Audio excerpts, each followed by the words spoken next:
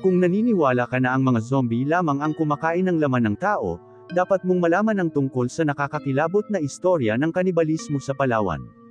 Maswerte tayong mga Pinoy dahil nasa bansa natin ang ilan sa pinakamagandang isla sa mundo. Kung isa ka sa mahilig lumibot o pumunta sa mga magagandang lugar dito sa Pilipinas, unahin mo sa iyong listahan ang Palawan. Sino ba ang hindi maaakit sa kagandahan ng Palawan? Dito matatagpuan ang Malaparaisong Beach ng Pinas. Ngunit ika-14 ng Hulyo taong 2004, may pumutok na balita tungkol sa kanibalismo sa nasabing probinsya. Nagsimula ito sa isang kasalan sa Nara, Palawan. Ang isa sa mga bisita na dumalo ay si Benji Ganay. Nang magsimula na ang inuman at sayawan dala ng kalasingan, aksidenteng natapilok at natamba si Benji Ganay, at nahawakan nito ang maselang bahagi ng katawan ng bride na anak ni Eladio Boley. Ngunit hindi malaman kung ito ba ay sinadya o dala lang ng kalasingan. Dahil sa nangyari, ikinagalit ni Eladio Boley at dito na nagumpisa ang karumal-dumal na pagpatay. Sina Boley agad niyang ipinatawag ang kanyang anak na si Gerald, kasama ang dalawa nilang malapit na kaibigan, na sina Sabtu Eri at Johnny.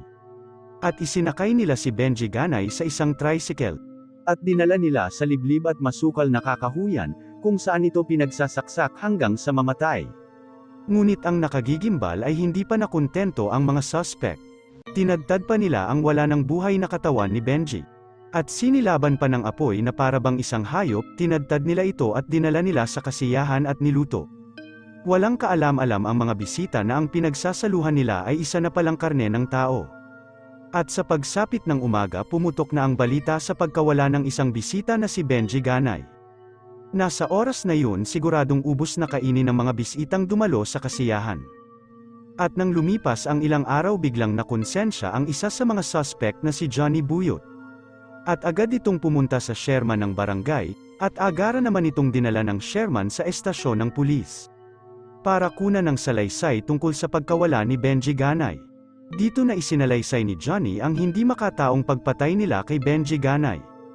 Halos masuka ang mga pulis sa mga isiniwalat ni Johnny at sa pagkain nito ng laman at tenga ni Benji Ganay.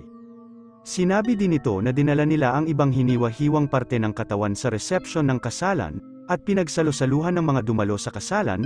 Dahil sa salaysay ni Johnny, agad pinuntahan ng mga pulis kung saan pinaslang si Benji Ganay. Dito nila natagpuan ang mga gamit at ilang mga sunog na parte ng buto ng biktima, at agara na din nilang inaresto sina Eladio Boley, at ang kanyang anak na si Gerald at ang isa nilang kaibigan na si Sabtu Eri. Nang dahil sa pangyayari na apektuhan ang turismo sa Nara, Palawan, at tinawag pang mga cannibals ang mga tao dito, nang dahil lamang sa maling pagpapakalat ng maling balita, ayon sa kanilang mayor, ay pilit niyang ipinaiintindi sa mga tao, na ang nangyari ay isa lamang isolated na kaso, at wala nang iba pang kaso na karahasan sa kanilang lugar. Maraming salamat po sa suporta nyo at sa panonood. Kung nagustuhan nyo ang video na ito, huwag kalimutan mag-subscribe sa aking channel, para updated kayo sa mga video na kagaya nito.